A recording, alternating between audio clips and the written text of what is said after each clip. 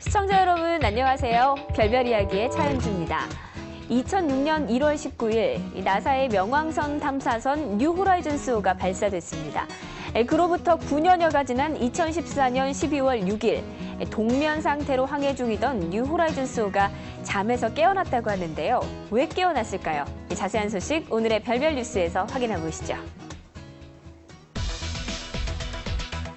명왕성 탐험을 위해 떠난 탐사선 뉴 호라이즌스호가 48억 킬로미터를 날아가 9년 만에 동면에서 깨어났습니다.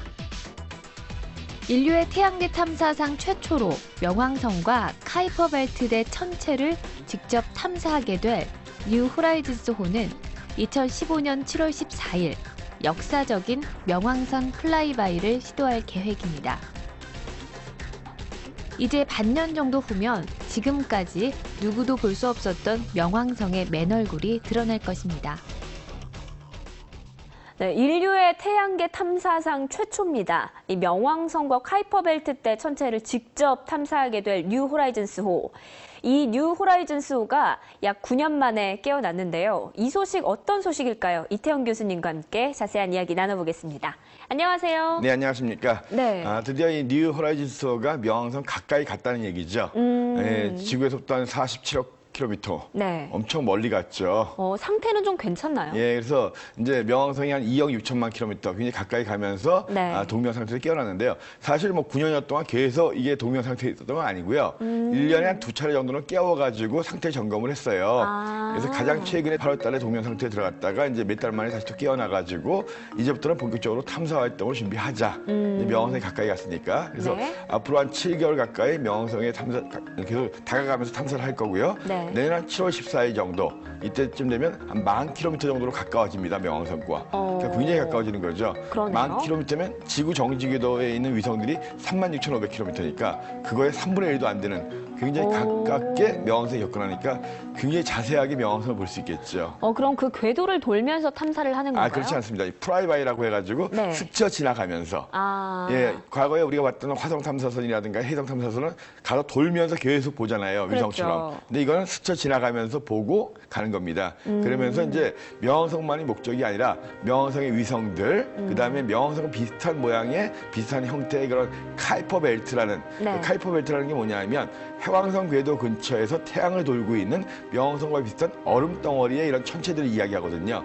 그런 천체들이 굉장히 많을 거다라고 이제 여겨지고 있어요. 예. 그런 천체들을 계속 탐색하면서 계속 멀어지는 거거든요. 네. 그래서 명왕성에 머무는 것이 아니라 명왕성을 프라이바이 스쳐 지나가면서 계속적으로 이제 탐색을 계속 해나가겠습니다. 네, 그런데 이 뉴 호라이즌스호가 발사될 때까지만 하더라도 네네. 명왕성이 행성이었잖아요. 그렇죠. 네, 그런데 이제 이 행성이 아니게 됐죠. 그렇죠. 이제 발사할 때만 하더라도 2006년 1월 달만 하더라도 명왕성은 수금, 지화, 목토, 천해, 명 9번째 네. 행성이었죠. 네. 근데 그해 8월에 체코 프라하에서 열렸던 국제 천문연맹에서 이 명왕성을 행성이 아닌 외행성으로 분류를 바꿔버렸어요. 왜 그러면 잘 있던 명왕성을 갖다가 외행성으로 분류했느냐?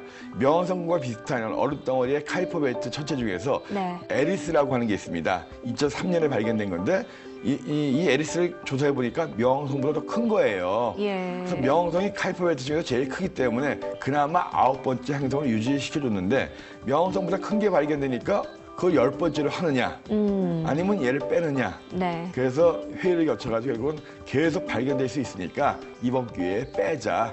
그래서 행성은 8개로 하고 소행성과 행성 사이에 어중간한 것들 이런 네. 것들을 난쟁이 행성, 외행성, 외자가 이제 난쟁이, 왜소하다는 거거든요. 네. 난쟁이 행성으로 분류를 바꾼 겁니다. 그래서 아주 9번째 행성을 탐사하겠다고 아주 1월 달에 출발했는데 그러니까요. 가다 보니까 얘가 행성이 아니라 외행성이 됐다. 네. 하지만 이렇게 지위가 낮았다고 해가지고 뭐 이렇게 의미가 떨어진 건 아니에요. 네. 외행성을 최초로 탐색하게 되는 거고 그리고 이 명왕성만 하더라도 위성이 5개나 돼요. 지구의 달보다도 작은 그러니까 명왕성의 지름이 한 2,300km, 네. 달이 3,000km가 넘거든요. 지구의 달보다도 작은 얼음덩어리인 자그마한 명왕성이 어떻게 5개나 되는 이 위성이 있느냐. 그러니까 위성이 더 발견될 수도 있거든요. 네. 그리고 과연 이 외행성들, 특히 카이퍼 벨트에 있는 천체들은 어떤 식으로 되어 있느냐. 명왕성 같은 경우는 태양이 가까워지면서 또 대기가 생겼다가 멀어지면 또 추워지기 때문에 대기가 또 얼어붙어가지고 없어졌다가 네. 뭐 여러 가지 이런 게 있기 때문에 이런 것들 다 조사해야 되거든요. 이런 위성들을 발견하면서 앞으로 이제 내년 여름 이후까지 쭉 지나가면서 이제 관찰을 할 겁니다. 네, 인류의 태양계 탐사 역사상 최초로 외행성을 탐사하게 될 뉴 호라이즌스호. 과연 어떤 탐사 결과를 가져올지 기대해 보도록 하겠습니다. 3년 전 모로코 사막에 떨어진 화성 운석에서 생명이 남겼을 가능성이 높은 탄소 흔적을 발견했습니다. 생명체 가능성 이유는 이 운석에 포함된 탄소의 동위원소 비율이 석탄의 동위원소 비율과 일치하기 때문입니다. 석탄은 지구상에서 생물이 퇴적되고 매몰된 뒤 열과 압력의 작용을 받아 변질된 광물이므로 화성에도 생명체가 있었을 것이라 예상하고 있습니다. 3년 전인 2011년 7월 18일, 모로코에서 밝은 유성이 낙하하는 모습이 여러 사람들에게 목격이 됐습니다. 그리고 땅에 떨어진 운석이 발견됐는데요. 이 운석은 화성에서 온 운석인 것으로 밝혀졌습니다. 그런데 최근 이 운석에서 생명이 남겼을지도 모르는 탄소의 흔적이 발견됐다고 하는데요. 어떤 내용일까요? 네, 교수님 설명해 주시죠. 네, 그러니까 운석 중에서 제일 비싸고 가치 있는 운석이 그만큼 희귀하고 멀리서 온 거겠죠. 그렇죠. 예, 이게 화성에서 온 운석이 바로 그겁니다. 자, 어떻게 된 거냐 하면 화성 자체에서 날아오기 힘들잖아요. 네. 커다란 소행성이라든가 해성, 운석이 화성에 떨어집니다. 네. 그러면 그 충격으로 그 부스러기들이 큰 충격이기 때문에 우주 공간으로 날아올라요. 그것이 우주 공간에 떠돌다가 지구 근처에 와가지고 지구의 중력으로 빨려 들어와서 떨어지는 거. 상당히 오랜 시간에 거쳐가지고 이것이 이제 들어온 게 바로 이 화성 운석이거든요. 네, 그런데 이게 화성에서 왔는지 아니면 뭐 금성에서 왔는지 네. 그걸 어떻게 하나요? 결국은 성분 분석을 해봐야죠. 네. 우리가 이제 화성이라든가 달이라든가 이런데 대충 그 지형이라든가 그 토양 성분들을 알거든요. 네. 그래서 여기에 여러 가지 분석을 해보니까 이거는 지구에 있는 암석이 아니다. 또 달에 있는 암석도 아니다. 이거는 화성에 있는 암석 성분과 굉장히 유사하다. 이런 걸 통해서 이제 성분 분석을 통해서 이제 화성에서 온 걸 알 수가 있고 이번 같은 경우도 그 중에 탄소의 성분이 이 생명체와 연관이 있을 것 같다 이런 보도가 나왔잖아요. 이게 뭐냐면 지구에 이제 석탄이 있죠. 네. 석탄 같은 경우 옛날에 이제 그 수억 년 전에 공룡들 네. 또는 또 이제 거기에 또 이 나무들 이런 생명체들이 죽은 다음에 그것이 이제 이렇게 석탄처럼 된 거잖아요. 네, 그렇죠. 그래서 이 석탄과 같은 탄소에 있는 탄소 동위원소를 분석합니다. 동위원소는 뭐냐면 안에 질량이 틀린 거예요. 수헬, 리베, 붕탄, 질산. 원소 번호인데요. 이 탄소가 수헬, 리베, 붕탄. 원소 번호 6번이에요. 6번이면 질량이 보통 12짜리입니다. 네. 그러니까 원소 번호의 2배거든요. 근데 질량이 12이 아니라 13개짜리들도 있어요. 그래서 12개하고 13개, 질량수가 12하고 13짜리 비율이 어떻게 되냐. 예. 이 비율을 가지고 이제 분석을 하는데 이번에 화성에서 온 운석의 탄소 이 비율을 분석해 보니까 12, 13의 비율이 지구에 있는 석탄의 비율과 비슷하다는 거예요. 그러니까 이게 같은 탄소라도 동위원소의 비율에 따라서 이게 근원이 틀린데 네. 어떻게 석탄과 비슷한 동위원소 비율을 갖고 있느냐. 이거는 지구에서도 이 석탄 속에만 나오는 거기 때문에 예. 생명체에서 비롯된 것이 아니겠느냐. 그래서 상식적으로 생각했을 때 혹시 화성에서도 과거에 네. 생명체가 있었고 그것이 죽어서 이렇게 된 것이 아니겠느냐라고 추론을 하는 거죠. 물론 반박할 수 있는 것도 많겠지만 네네. 그런 가능성을 또 이제 보여줬다는 거죠. 뭐 일단 뭐 가설일 뿐인데 그런데 네. 제가 또 궁금한 게 네. 올 초에 또 진주 운석으로 네. 전국에 또 운석 바람이 불었잖아요. 그런데 화성에서 온 운석이다 하면 뭐 이것도 가격이 만만치는 않을 것 같거든요. 그렇죠. 어떨까요? 항상 이 돈에 관심이 많으시군요. 일단 첫째 말씀드린 희귀한 걸수록 비쌉니다. 그 다음에 이제 이 화성 운석 같은 경우는 또 희귀하기도 하지만 떨어지는 게 모로코에서 발견이 됐잖아요. 족보가 있는 거예요. 네. 족보가 있으면서 희귀합니다. 운석은 땅에 떨어져가지고 공기에 노출이 오래되면 이것이 이제 오염이 됩니다. 네. 그래서 가치가 좀 떨어지는데 진주 운석 같은 경우에는 떨어질 당시에 우리가 족보가 생겼죠. 그렇죠. 그리고 많이 알려졌기 때문에 그만큼 스타가 됐습니다. 네. 하지만 이것을 이제 연구소에서 이제 구매를 하려고 하는데 소장자들께서 뭐 가격 협상이 안 되는 바람에 직접 보관하시는데 직접 보관하시면서 그만큼 이것이 공기 오염이 안 되게 보관하기가 쉽지 않죠. 희소한 거. 그다음에 족보가 있고, 그다음에 정말 연구 가치가 있는 것들, 오염이 안 된 것들만 비싸지 그렇게 운석 선형하러 다니지 마세요. 보통 물론 운이 좋아가지고 화성 운석 하나 발견되면 좋겠지만 네. 화성 운석 발견하기 정말 힘듭니다. 그리고 운석은 보통 산에선 잘 몰라요. 구별이 안 되죠. 네. 남극 대륙 같은 데 가면은 하얗기 때문에 오히려 그런 데서는 구별이 쉬워요. 대부분의 운석이 남극 대륙에서 발견되는 이유도 또 하얗기 때문에. 그렇군요. 예, 그래서 운석, 하여튼 모로코에서 온 족보 있는 유명한 그런 운석에 이 탄소의 성분이 지구의 석탄과 비슷하다. 그래서 일말의 가능성, 화성에서 과거에 이게 20억 년 이상 전의 거거든요. 네. 그럼 20억 년 이상 전에 화성에 생명체가 있지 않았을까 하는 가능성을 보여주는 그런 뉴스였습니다. 네, 별별 뉴스 두 번째 뉴스는 이 모로코에서 떨어진 화성에서 온 운석 소식 전해드렸습니다. 제2의 지구, 화성 탐사라는 원대한 꿈을 실은 차세대 우주선 오리온. 2014년 12월 5일 우리나라 시간으로 밤 9시 5분. 오리온은 델타4 로켓에 실려 우주로 떠났습니다. 화성 탐사를 위한 첫발, 오리온의 시험 발사는 성공적으로 끝났을까요? 네, 교수님, 이 화성 탐사라는 원대한 꿈을 실은 차세대 우주선 오리온이 시험 비행에 성공을 했다고요? 네네. 지난 12월 5일이었죠. 하루 연기돼가지고 상당히 가슴을 조이게 했던 네. 오리온 우주선이 드디어 이제 지구 대기권을 벗어나가지고 5,800km 정도까지 올라갔다가 4시간 24분 동안 지구를 두 바퀴 돌고 무사히 멕시코 앞에 있는 태평양의 이제 그 해상으로 이제 떨어졌죠. 와, 엄청난 가능성을 또 보여줬네요. 예, 그래서 여태까지 우리가 1972년에 아폴로 17호가 갔다 온 다음에 네. 이 사람을 싣고서 그렇게 멀리 올라간 적이 없어요. 네. 사람 싣고 올라갔던 거는 이제 우주 정거장까지.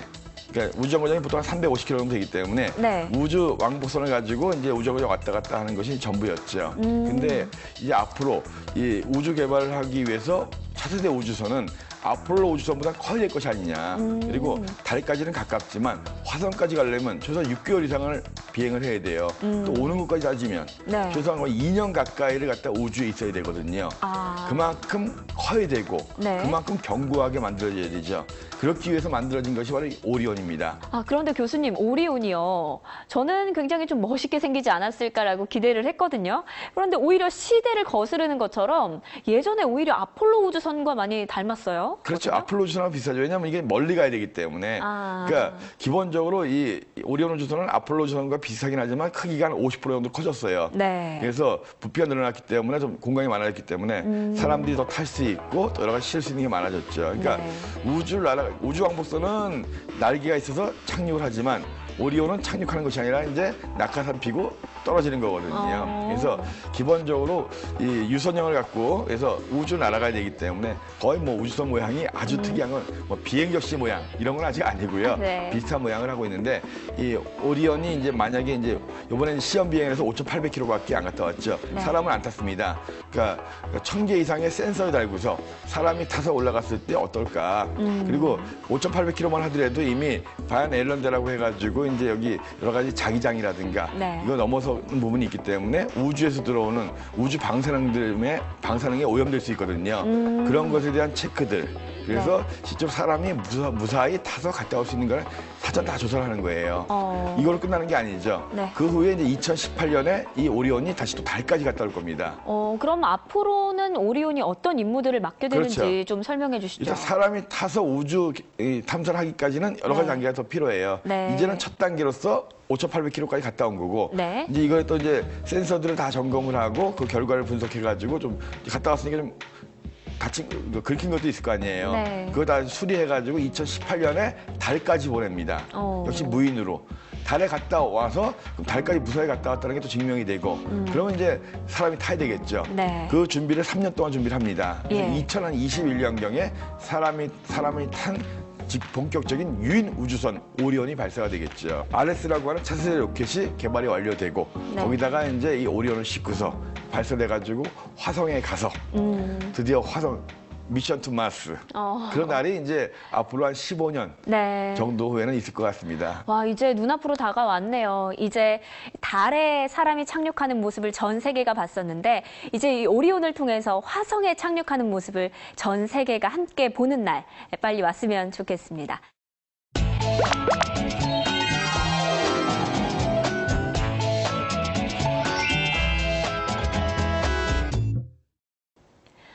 한 주 동안 하늘에서는 어떤 일들이 벌어질까요? 반짝반짝 천문 현상을 보시면 알 수가 있습니다. 네, 교수님, 이번에 전해주실 하늘 소식 어떤 건가요? 네, 이제 한 해가 정말 저물어가죠. 네. 달도 저물어가고 있습니다. 이제 한 주 동안은 달이 거의 금음에 가까운 네. 그 12월 22일 아침이 이제 합삭이에요. 달이 안 보이는. 그래서 이번 주는 거의 금음달이 살짝 보이는 주가 되겠죠. 그러니까 금음달이 살짝 보이는 주. 그만큼 저녁 하늘에 별 보기 좋은 그런 네. 때인데요.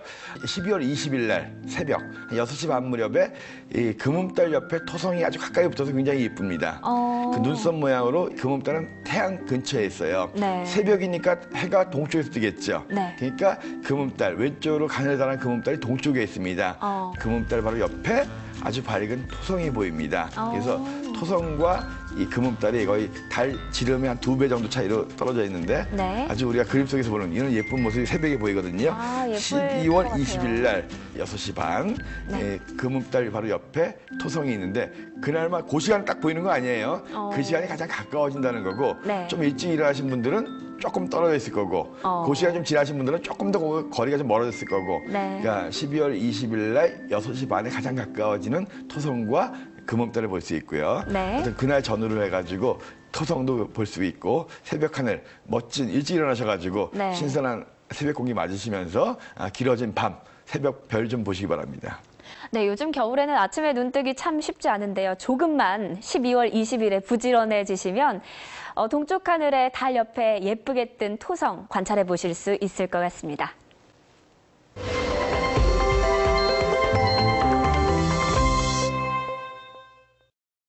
네, 별별 이야기 오늘 준비한 소식 여기까지입니다. 즐거운 시간 되셨나요? 다음 시간에도 재미있고 알찬 소식들 가득 준비해서 찾아뵐 테니까 기대 많이 해주시고요. 우주와 천문에 대해서 궁금하신 점 아래쪽에 보이는 주소로 메일 보내주시기 바랍니다. 궁금증 시원하게 날려드릴게요. 별별 이야기 다시 보고 싶으신 분들은요. YTN 웨더 홈페이지와 애플리케이션에서 찾아주세요. 시청해주신 여러분 고맙습니다.